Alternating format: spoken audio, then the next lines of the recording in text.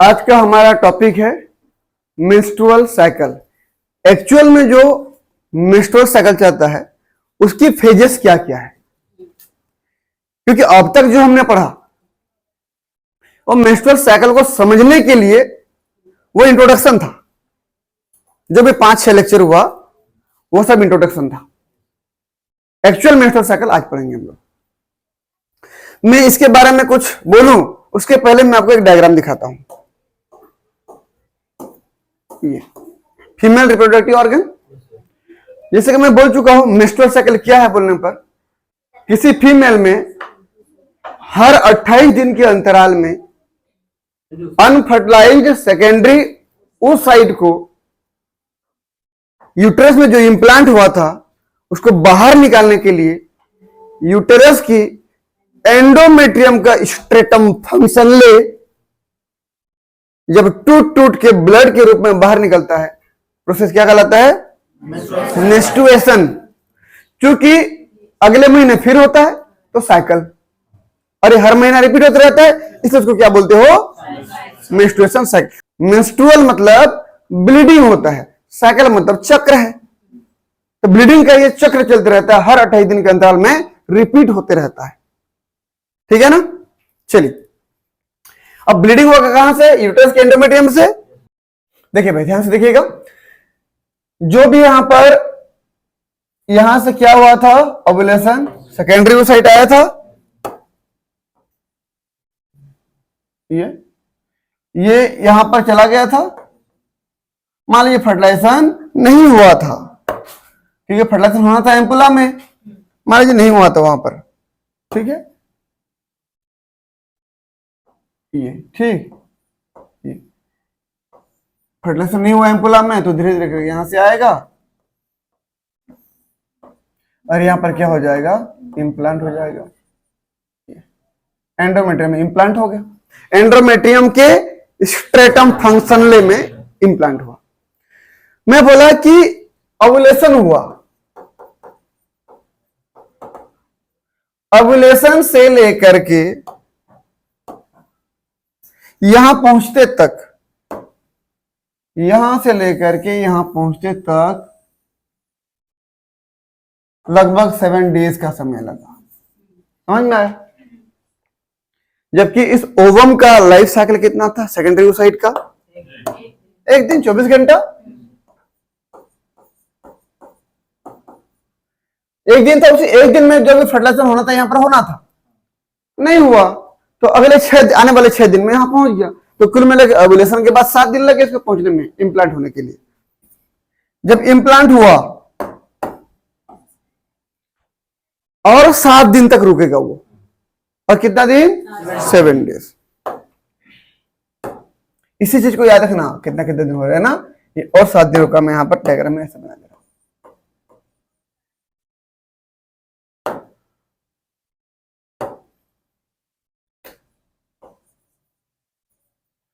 अगर मैं आपको ये कहूं कि यहां से कितना दिन लग गया इसको?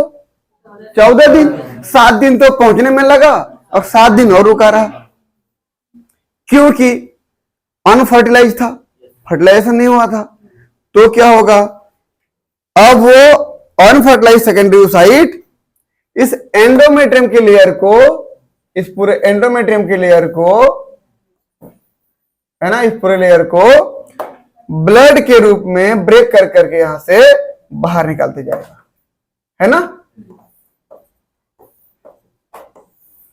ये ठीक है ना?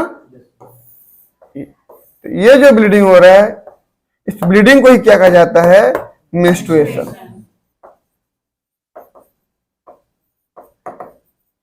क्योंकि आने वाले 28 दिन के बाद फिर रिपीट होगा, तो मेंस्ट्रुअल साइकिल हर 28 दिन बाद रिपीट होगा मेंस्ट्रुअल साइकिल। ठीक है, इतना समझ में आया? तो यहां पर after 14 days of ovulation, ovulation के 14 दिन बाद निकलेगा ना इधर। समझ में आ गया? ठीक है भाई, कुल मिला के 28 दिन का समय लग रहा है। आज ब्लीडिंग हुआ, फिर आने वाले 28वें दिन में फिर रिपीट हो जाएगा वो। तो इस 28 दिन में कुछ घटनाएं यूट्रस के अंदर चल रहे होंगे, यहां पर चल रहे होंगे, और कुछ घटनाएं ओवरी में चल रही होंगी। यूटेरस में जो घटनाएं चल रही हैं उसको यूटेराइन साइकिल कहते हैं, ओवरी के अंदर जो चल रही हैं ओवेरियन साइकिल कहते हैं। समझ में आया? तो मैं यहां पर क्या नाम दूं इसको?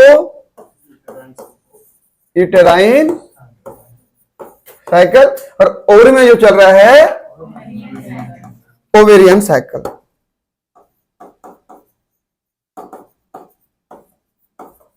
क्लियर है इतना? यूटेराइन साइकिल को पुनः 3 फेजेस में बांटा गया है। कितने भागों में? 3। क्या क्या? कि जब ब्लीडिंग होगा वो ब्लीडिंग को एवरेज 5 दिन माना गया। भाई कम से कम 1 दिन भी हो सकता है, मैक्सिमम 8 दिन भी चल सकता है, और 3 से लेकर 5 दिन तो चलना ही चलना है। अब 100 लोगों में चेक करने जाओ, उनका डाटा लेने जाओ, तो हो सकता है कि 2-3 लोगों का 1 दिन ब्लीडिंग हुआ, 4-5 लोगों का 8 दिन ब्लीडिंग हुआ, लेकिन जो मैक्सिमम लोग थे ना उनका 3 से लेकर के 5 दिन तक ब्लीडिंग हुआ। तो उसको ऑन एन एवरेज हमने 5 दिन मान के चला। कितना? 5 दिन मान के चला, ठीक है ना? तो ब्लीडिंग का समय कितना हुआ? 5 दिन।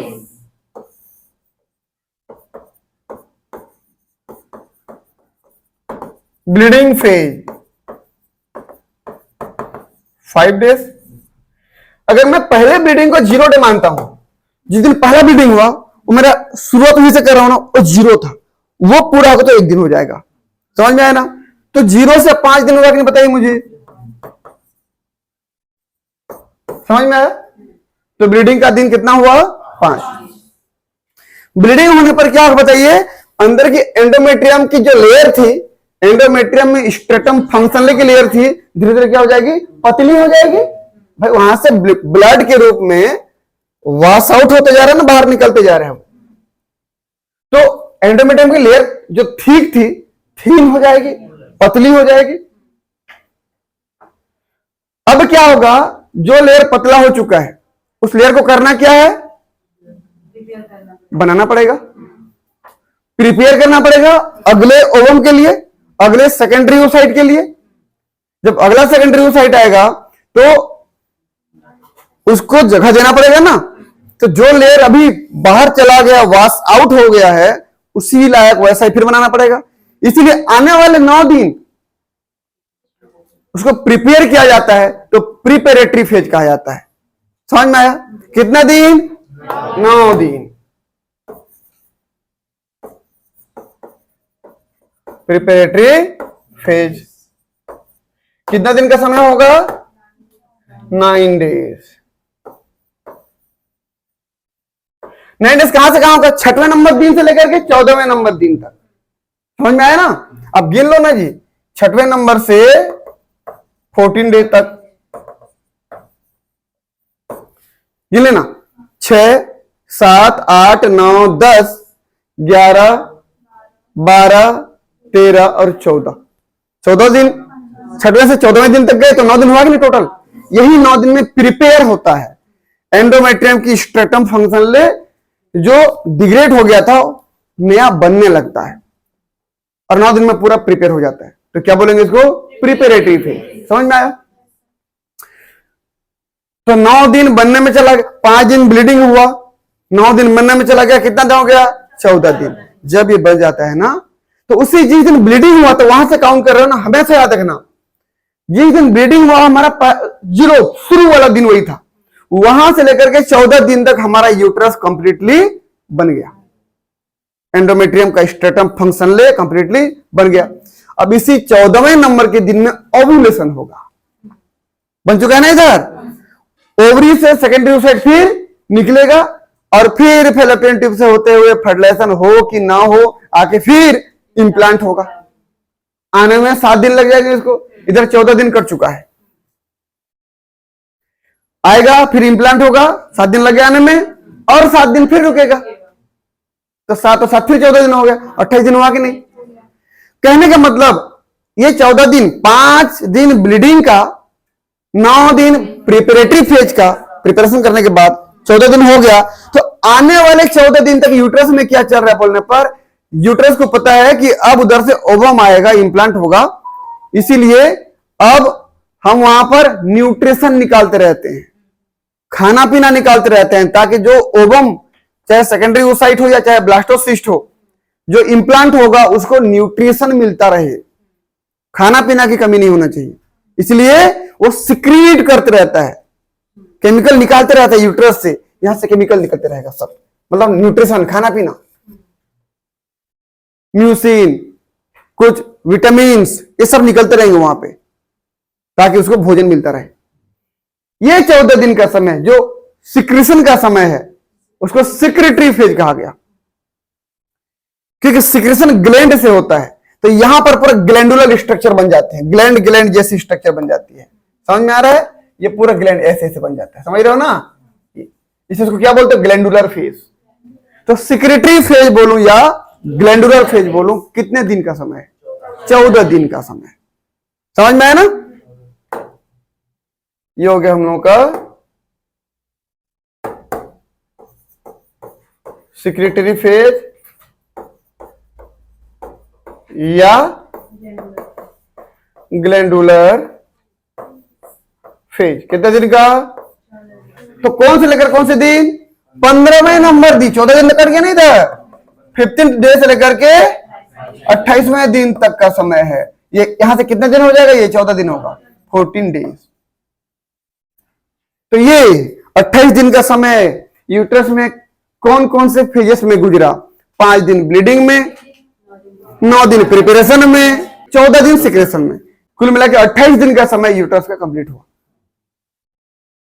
एक चीज याद रखना, पूरा 28 दिन में से हाफ सिक्रेशन में चला जाता है, ताकि जो भी इंप्लांट होगा उसको न्यूट्रिशन मिलता रहे।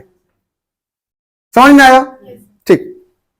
मुझे ये बताइए, इस 28 दिन में जो भी यहाँ 3 फेजेस चल रहा है, ब्लीडिंग, प्रिपरेटरी, सिक्रेटरी फेज, क्या उसी 28 दिन में यहां कुछ नहीं चलता होगा? चलता होगा वहां भी। समझ रहे हो ना? ये 28 डे था ना, यूट्राइन साइकिल कितने दिन का था? 28। तो यहां पर कौन सा फेज चलेगा? ओवरी के अंदर ओवेरियन साइकिल। यहां कह दे रहा हूं मैं, ओवेरियन साइकिल। उसी 28 दिन की बात कर रहा हूं, अलग से 28 दिन नहीं है।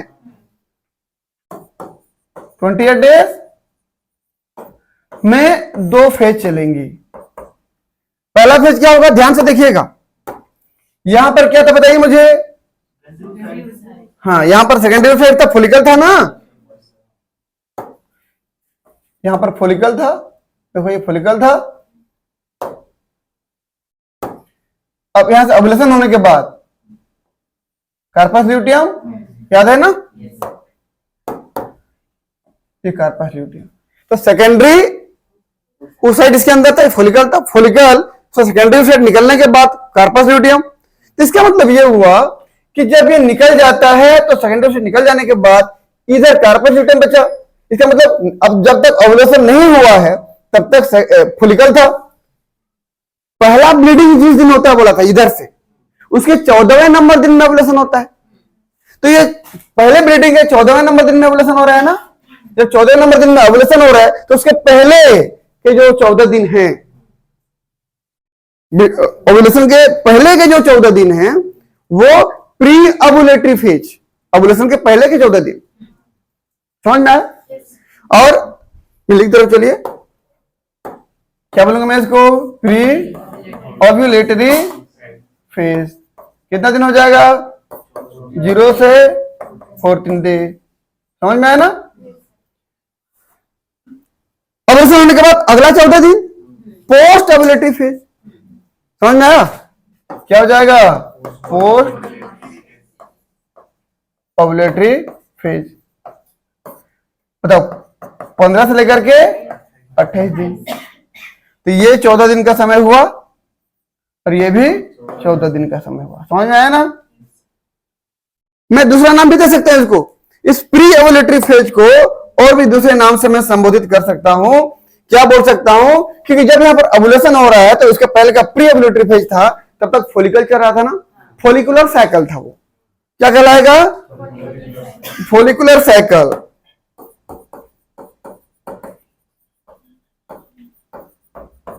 और जब ये ओवुलेशन हो जाता है उसके बाद जो बचता है कार्पस लुटियम, जिसके अंदर का खजाना लुट गया, लुटियम। तो कार्पस लुटियम अगर है तो ल्यूटियल साइकिल, तो बाद वाला क्या कहलाएगा?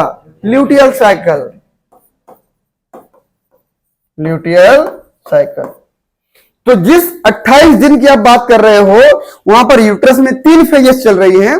यूट्रस में bleeding phase, preparatory phase, secretary phase. उसी 28 दिन में ओवरी में pre ovulatory phase, post ovulatory phase. Pre ovulatory phase को आप फॉलिकुलर साइकिल और पोस्ट ओव्यूलेटरी फेज को आप समझ में ना ल्यूटियल साइकिल के नाम से जानते हो। ये रहा पूरे 28 दिन का मामला। ये बिल्कुल मत सोचना कि यूट्रस में 28 दिन का मामला चल रहा है, फिर आने वाले 28 दिन, नए 28 दिन में ओवरी में चल रहा है 28 56 दिन का, 56 दिन का चलता है ये प्रोसेस बोलोगे? फिर नहीं है, 28 दिन में वो दोनों साथ में चल रहा है। आप बताइए 2 घंटे के क्लास में इस कमरे में कुछ ना कुछ चल रहा है, नमन तुम्हारे दामाद के कमरे में वहां भी कुछ ना कुछ चल रहा है। समझ में है ना? उसी 2 घंटे में, ऐसा नहीं है कि इस 2 घंटे में यहां क्लास हुआ उसके अगले 2 घंटे बाद नमन का काम चल रहा है फिर उधर ना, उसी 2 घंटे के अंदर यहां भी चल रहा है और वहां भी चल रहा है। 2 अलग अलग चैम्बर हैं, समझ लीजिए ऐसे 2 अलग अलग चैम्बर हैं। उसी 28 दिन में यहां कुछ घटनाएं चल रही, यहां कुछ घटनाएं चल रही है। और इन दोनों घटनाओं को और इनसे निकलने वाले हार्मोन्स को, इनको स्टिमुलेट करने वाले हार्मोन्स को एक ही चार्ट में आपको दिखाऊंगा, एक ही ग्राफ में दिखाऊंगा। समझ में आया? ठीक। चलिए, अभी हमने जितना भी डायग्राम में देखा उन सभी को एक स्लाइड में लिख दिया गया है। ठीक है ना? देखो भाई, अब मेंस्ट्रुअल साइकिल डेफिनेशन क्या था? Bleeding of endometrium with a fix time interval. Endometrium का ब्लड के रूप में बाहर निकलना और निश्चित टाइम में 28 दिन के अंतराल में, रिपीट विद टाइम इंटरवल बोलते हैं ना। देखो, मेंस्ट्रुअल मतलब ब्लीडिंग होता है, साइकिल मतलब रिपीट होता है। ठीक है, तो ब्लीडिंग होना, रिपीट होना हर 28 दिन के अंतराल में। 28 डेज, दिन कितना था? 28 दिन। Wash out of unfertilised egg, या कहूं मैं बिल्कुल सेकेंडरी oocyte। हो गया? 2 अलग अलग चैम्बर में प्रोसेस चल रहा है। एक चैम्बर यूट्रस में, दूसरा ओवरी में। यूट्रस में जो चल रहा है यूट्राइन साइकिल, ओवरी में जो चल रहा है वो ओवेरियन साइकिल। यूट्रस में जो चल रहा है 3 भाग में बांटा गया। पहला भाग ब्लीडिंग फेज या मेंस्ट्रुएशन फेज, ब्लीडिंग फेज बोलूं या मेंस्ट्रुएशन फेज, ब्लीडिंग वाला फेज 0 से लेकर 5 दिन तक, 5वें दिन तक, कुल मिलाकर 5 दिन हुआ। उसके बाद जो एंडोमेट्रियम की लेयर वॉश आउट हो गई थी, लेयर पतला हो गया, तब बनाने के लिए प्रिपरेटरी फेज 6वें से लेकर के 14वें नंबर दिन तक, कुल मिलाकर 9 दिन का हुआ। उसके बाद जब बन जाता है तो आने वाले सेकेंडरी oocyte या मतलब अनफर्टिलाइज एग या फर्टिलाइज ब्लास्टोसिस्ट के लिए न्यूट्रिशन बनाया जाता है, सीक्रेट किया जाता है, तो सिक्रेटरी फेज 15 से लेकर के 28 दिन, कुल मिलाकर 14 दिन का समय हुआ। तो ये होगा यूट्राइन साइकिल, कुल मिलाकर 28 दिन। उसी 28 दिन में ओवरी में क्या चल रहा है? ओवरियन साइकिल 2 भाग में बांटा गया। ओवुलेशन होने के पहले प्री ओव्यूलेटरी फेज, ओवुलेशन होने के बाद पोस्ट ओव्यूलेटरी फेज। तो before ovulation pre ovulatory phase, after ovulation post ovulatory phase. Ovulation होने के पहले जिसको आप प्री ओव्यूलेटरी फेज बोल रहे हो, वहां पर फॉलिकल रहता है, तो फॉलिकुलर फेज। ओवुलेशन होने के बाद क्या बन जाता है? कार्पस ल्यूटियम, तो ल्यूटियल फेज। ठीक है? अब फॉलिकुलर फेज 14 दिन का, 0 से लेकर 14वें दिन तक, क्योंकि 14वें नंबर दिन में ओवुलेशन होता है। ठीक है ना? उसके बाद 15 से लेकर के 28वें दिन तक वो क्या हो जाएगा? Luteal phase. इस प्रकार से उसी 28 दिन में जो यूट्रस में चल रहा है, उसी 28 दिन में ओवरी में भी कुछ फेजेस चल रहे हैं। स्लाइड क्लियर है? ठीक।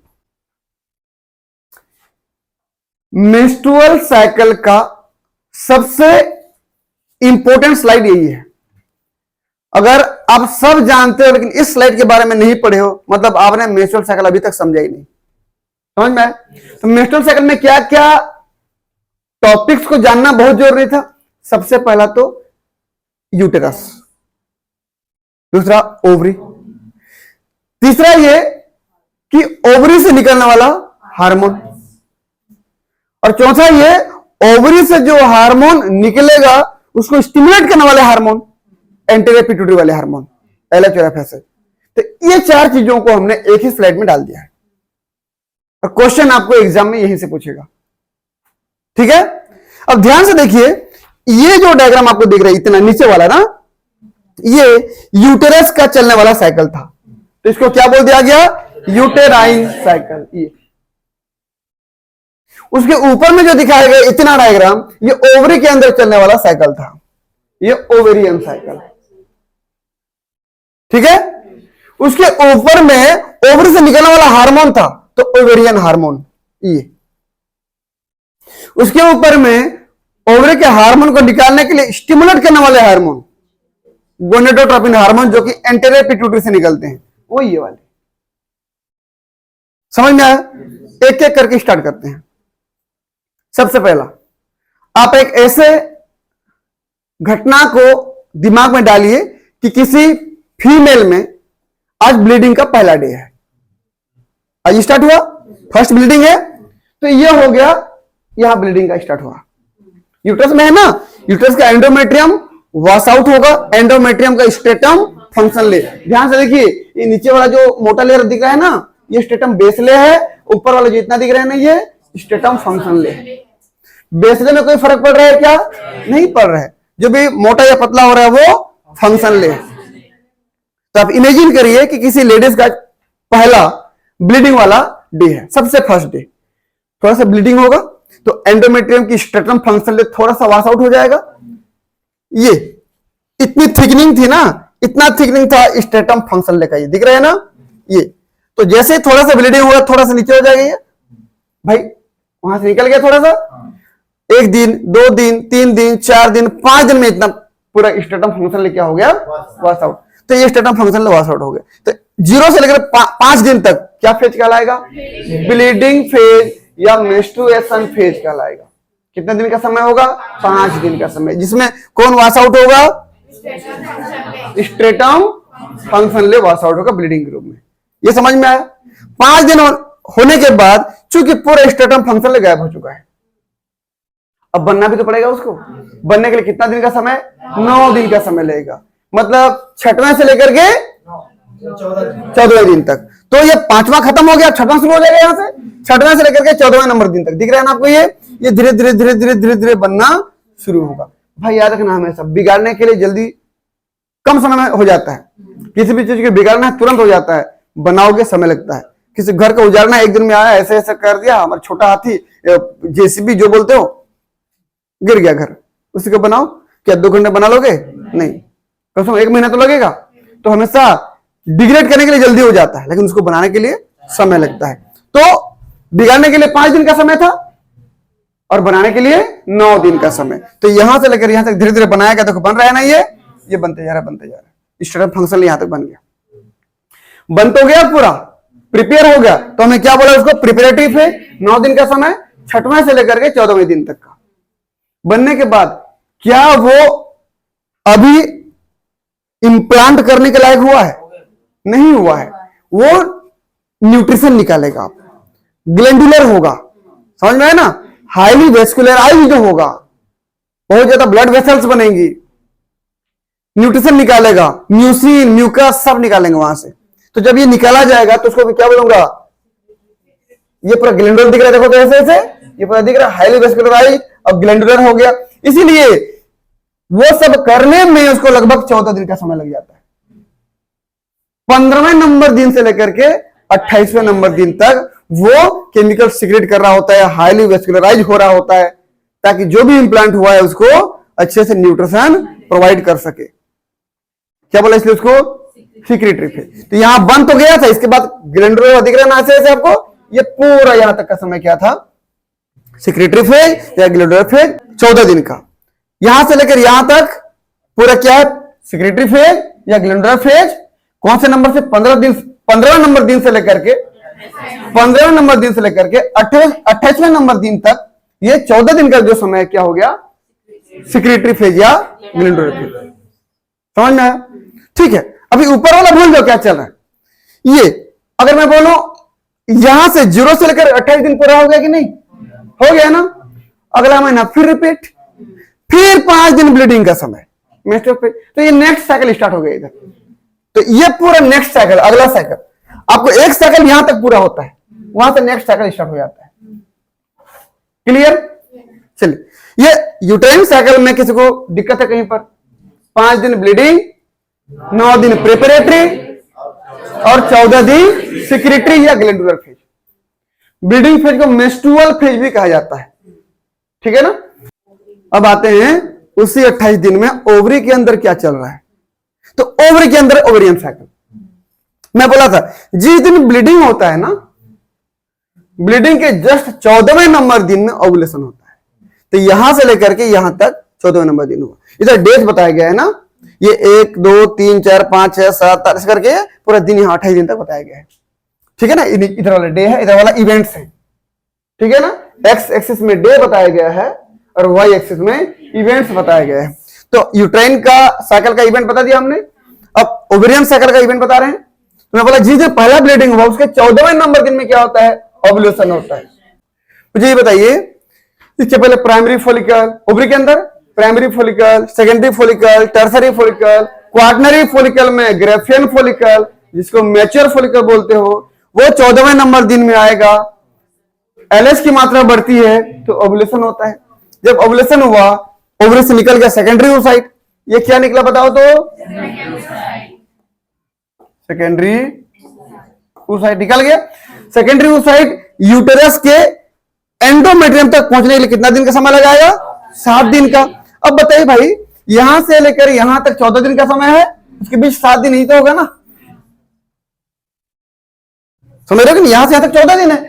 15वें दिन से लेकर के 28वें दिन तक का जो समय है 14 दिन का हुआ ना बीच में, इस 14 दिन में 7 दिन ही और 7 दिन ही। तो यहां से जब ओवुलेशन हुआ, यहां से जब ओवुलेशन हुआ, यहां इंप्लांट हुआ, ओवुलेशन से इंप्लांट तक का समय कितना लगा? 7 दिन। डायग्राम समझ में आया? तो यहां पर क्या हुआ? ये ओवुलेशन और यहां पर क्या हुआ? इंप्लांटेशन।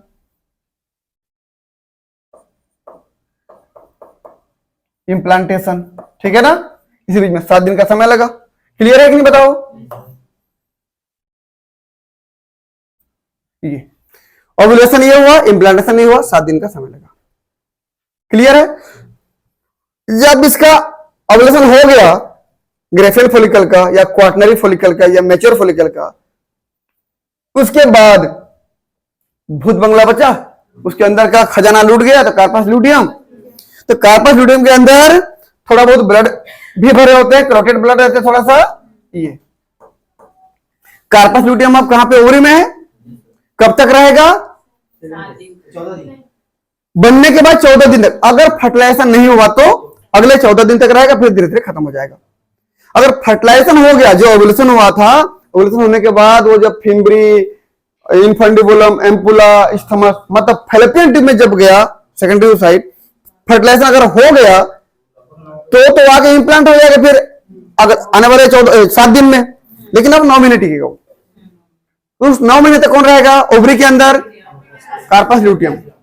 मतलब वो इंप्लांटेशन जब तक टिका है ना, चाहे वो अनफर्टिलाइज है वो या फर्टिलाइज वाला, और जब तक टिका है 9 महीने तक टिका है, तो कार्पस ल्यूटियम 9 महीने तक ओवरी में है। अगर वो केवल 14 दिन तक रहा तो केवल 14 दिन का ही है, समझ रहे हो ना। तो ये इसकी लाइफ कम से कम 14 दिन तो होगी। जैसे ओवुलेशन हुआ, इंप्लांटेशन हुआ, इधर कार्पस ल्यूटियम बना, फिर क्योंकि फर्टिलाइजेशन नहीं हुआ बोल रहा हूं मैं, इसी बीच में कहीं पर फर्टिलाइजेशन होता है ना फैलोपियन ट्यूब में, फर्टिलाइजेशन नहीं हुआ और जाके अनफर्टिलाइज इंप्लांट हो गया सेकेंडरी oocyte। तो इधर देखिए कार्पस ल्यूटियम धीरे धीरे क्या हो रहा है? रिग्रेस हो रहा है ना। क्या बोलूंगा इसको? Corpus albicans. और थोड़ा रिग्रेस हो गया और रिग्रेस हो गया, पूरा खत्म हो गया। तो यहां तक पूरा, यहां से यहां तक 7 दिन और यहां से फिर 7 दिन, 14 दिन में पूरा कार्पस ल्यूटियम खत्म हो गया। समझ में? तो ओवुलेशन के पहले की फेज क्या कहलाएगी? Pre ovulatory phase. और ओवुलेशन के बाद की फेज पोस्ट मतलब बाद में, ओवुलेशन के बाद की फेज। अगला चीज, क्योंकि यहां पर केवल फॉलिकल था तो फॉलिकुलर फेज, यहां पर कार्पस ल्यूटियम का साइकिल चल रहा था तो ल्यूटियल फेज। इतना समझ में आया? ठीक। अब देखिए, अगला नेक्स्ट साइकिल फिर 28 दिन पूरा हो गया भाई, 14 दिन प्री ओव्यूलेटरी फेज, 14 दिन पोस्ट ओव्यूलेटरी फेज, 28 दिन हो गया, अगला साइकिल फिर शुरू हो गया। तो अगला फिर कहां शुरू होगा? अब प्राइमरी मत बोलना, क्यों? कि प्राइमरी फॉलिकल सेकेंडरी फॉलिकल ये आगे बढ़ चुके और सब आके ग्रेफिन फॉलिकल में रुके हैं। 12-14 साल की उम्र में मेस्ट्रुअल साइकिल शुरू हो गया। प्राइमरी फॉलिकल सेकेंडरी फॉलिकल तो वो जब जिस फीमेल की बात कर रहे हैं वो जब बच्ची फीटस अवस्था में थी अपने माँ के गर्भाशय में, तो उसके खुद के में चल रहा था, वो आके रुक गए थे ना सब एक स्टेज पे। फिर जब 12-14 साल की उम्र हो गया फिर सब शुरू हो गया, फिर रुक गया ग्रेफिन फॉलिकल में सेकेंडरी साइड में, मेटाफेज सेकंड में। अब सब मेटाफेज सेकंड में रुका हुआ है, अब सब में ग्रेफिन फॉलिकल है, ये समझ लीजिए आप, ये सब ग्रेफिन फॉलिकल है, समझ लीजिए आप, ठीक है ना। अब अगला से जो भी चल रहा है समझाने के लिए सब ग्रेफिन फॉलिकल रुके हैं सेकेंडरी उस साइड के फॉर्म में, समझ में आया ना। तो ये नेक्स्ट साइकिल हो गया इधर का। तो इन दोनों में किसी को कोई दिक्कत है क्या? ये लाइन क्या बताना चाहता है? 14वें नंबर दिन में क्या हो रहा है? ओव्यूलेशन हो रहा है। क्लियर है? ये लाइन जो बता रहे हैं ना, ये लाइन 14वें नंबर दिन में ओव्यूलेशन हो रहा है। ये 2 साइकिल हो गया कंप्लीट। अगला क्या देखिए भाई, ओवेरियन हार्मोन। ये बहुत सिंपल है, ओवरी से कौन कौन सा हार्मोन निकलेंगे? एस्ट्रोजन प्रोजेस्टेरोन, 2 हार्मोन निकलते हैं। अब मुझे ये बताइए, ऊपर मत देखिए, ये बताइए अगर ग्रेफिन फॉलिकल है कौन सा हार्मोन ज्यादा निकलेगा? एस्ट्रोजन, और प्रोजेस्टेरोन की लेवल कम रहेगी। ये देखो एस्ट्रोजन ज्यादा है प्रोजेस्टेरोन कम है। लेकिन जैसे ओव्यूलेशन हो जाएगा क्या बन जाएगा? Carbon luteum. अब मात्रा किसकी ज्यादा हो जाएगी? प्रोजेस्टेरोन की मात्रा ज्यादा, और समझ में आया ना। प्रोजेस्टेरोन देखो बढ़ गया धीरे धीरे, और सडनली कौन कम हो गया? एस्ट्रोजन कम हो गया। समझ में आया? फिर जब ये ओव्यूलेशन के बाद आखिर में जब फिर कार्पस ल्यूटियम खत्म हो गया, फिर ग्रेफिन फॉलिकल है अगला वाला अगले महीने के लिए। फिर ग्रेफिन फॉलिकल से फिर किसकी लेवल बढ़ जाएगी? एस्ट्रोजन। देखो फिर लाल वाला बढ़ गया ना एस्ट्रोजन, कौन कम हो गया? प्रोजेस्टेरोन। समझ में आया? तो आप इसको देख के बता दोगे, अगर ग्रेफिन फॉलिकल है तो एस्ट्रोजन ज्यादा प्रोजेस्टेरोन कम, और कार्पस ल्यूटियम है तो प्रोजेस्टेरोन ज्यादा एस्ट्रोजन कम। क्लियर है? ठीक। अब इस ओवरी को स्टिमुलेट करने के लिए एंटेरियर पिट्यूटरी से कौन सा हार्मोन आता था? गोनेडोट्रोपिन हार्मोन, मतलब 2 हार्मोन, ल्यूटिनाइजिंग हार्मोन और follicular stimulating hormone LH and FSH। अब उनकी लेवल अप डाउन होती रहती है और पहले कम रहती है, लेकिन जब ओव्यूलेशन करना होता है सडनली किसकी लेवल बढ़ जाती है? LH हार्मोन की। LH हार्मोन बढ़ जाता है तो ओव्यूलेशन होता है ना। तो देखिए अगर ये लाइन ओव्यूलेशन का है तो उसके पहले दोनों की लेवल थोड़ा कम ज्यादा रहता है, हालांकि थोड़ा सा FSH ज्यादा रहता है। लेकिन जैसे ही ओव्यूलेशन होना है 14वें नंबर दिन में, जस्ट उसके पहले दिन, अगर कल ओव्यूलेशन होना है ना तो आज के दिन से बढ़ना शुरू हो जाता है। अरे देखिए लाइन तो ये है ना जी, लेकिन यहां से बढ़ना शुरू हो गया। देखो एक दिन पहले से, ये एक दिन पहले यहां होगा ना, ये अगर 14वें नंबर का दिन है तो ये दिन एक दिन पहले हुआ कि नहीं? समझ में आया ना। तो यहां से LH का बढ़ना शुरू हो जाता है। रिपीट कर रहा हूं, जिस दिन ब्लीडिंग फर्स्ट हुआ उसके 14वें नंबर दिन में LH हार्मोन अपनी हाई पीक पर रहती है, लेकिन बढ़ना कब से शुरू होता है? एक दिन पहले से। 13वें नंबर दिन से बढ़ना शुरू होगा, 14वें नंबर दिन पर हाई पीक पे होगा, तब जाके क्या करेगा? वो ओव्यूलेशन कराता है। जैसे LH हार्मोन की कॉन्सेंट्रेशन बढ़ जाती है, वो क्या करता है? कैसे करके करता है? प्रोजेस्टेरोन को एक्टिव करता है, प्रोजेस्टेरोन की मात्रा बढ़ती है, प्रोजेस्टेरोन बढ़ेगा ना। देखो धीरे धीरे ये प्रोजेस्टेरोन बढ़ रहा है ना, धीरे धीरे बढ़ रहा है कि नहीं? प्रोजेस्टेरोन जैसे धीरे धीरे बढ़ने लगता है, वो कोलेजिनेस एंजाइम को एक्टिव करता है, फॉलिकल की दीवारों को कमजोर कर देता है, फॉलिकल ब्लास्ट हो जाता है और सेकेंडरी साइड बाहर आ जाता है। ओव्यूलेशन होता है ना। तो ये ठीक जैसे ओव्यूलेशन हो जाता है फिर LH और FSH दोनों की कॉन्सेंट्रेशन कम हो जाती है। समझ में आया ना। तो भले बाकी समय FSH थोड़ा ज्यादा हो सकता है, लेकिन ओव्यूलेशन के समय कौन सा हार्मोन हमेशा ज्यादा मिलेगा? LH हार्मोन, क्योंकि उसको ओव्यूलेशन कराना होता है। समझ में आया? किसी को कोई दिक्कत है यहां पर? नहीं। अब एक कहानी ये कि बताइए प्रेगनेंसी होने के चांसेस कब ज्यादा होंगे? किसी फीमेल में प्रेगनेंसी होने के चांसेस कब ज्यादा होंगे? जब मेल अपना स्पर्म रिलीज करेगा तो कौन से दिन के आसपास ये मेल अपने स्पर्म को फीमेल के बॉडी में ट्रांसफर करेगा तो फर्टिलाइजेशन होने के चांसेस ज्यादा होंगे? हाँ जी, 14 से 21 दिन तक। क्यों 12-13 दिन में नहीं हो सकता क्या? सर उससे पहले तो ओव्यूलेशन हुआ ही नहीं। हाँ, लेकिन स्पर्म तो 5 दिन तक जिंदा रह सकता है भाई। मेल के बॉडी से स्पर्म चला गया फीमेल के बॉडी में, जैसे ही रिलीज हुआ उसमें 5 दिन तो जिंदा रह सकता है ना, रह सकता है कि नहीं? तो ओवुलेशन 14वें नंबर दिन में हो गया बोल रहा हूं मैं, और इधर स्पर्म जा चुका है, रास्ते में चल रहा है ये, तो आने वाले 2 दिन में मिल गया ओवम। हो सकता है कि नहीं हो सकता?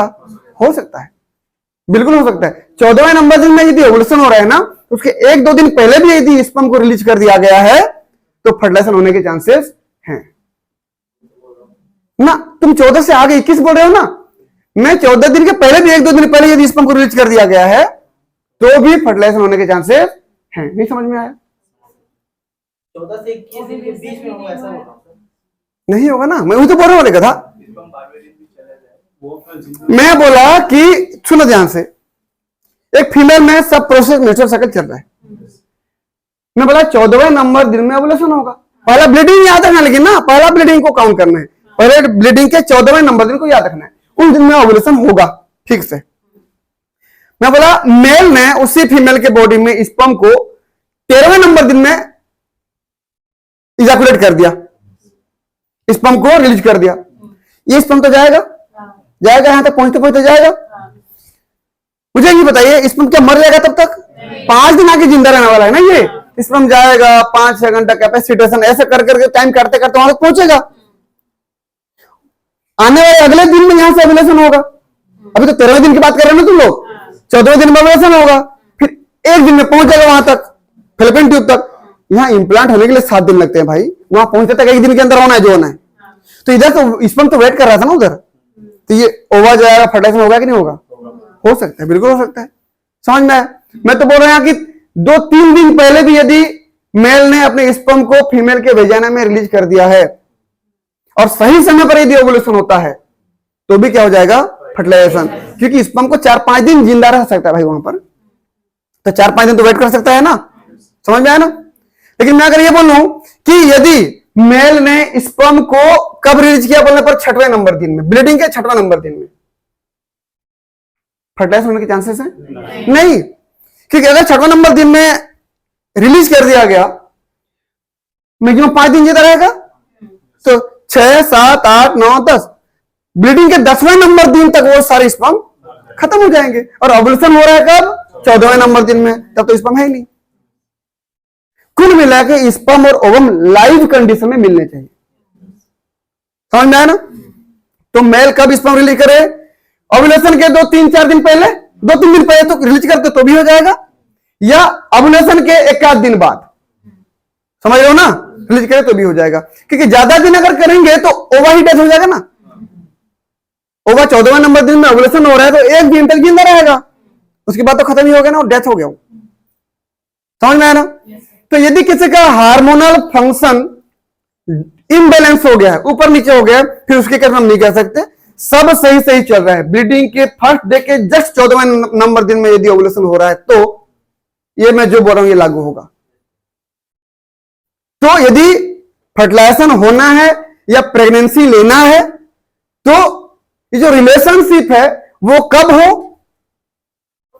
अब हाँ, ब्लीडिंग काउंट होना चाहिए। ब्लीडिंग काउंट नहीं करेगा तो गड़बड़ा जाएगा सब।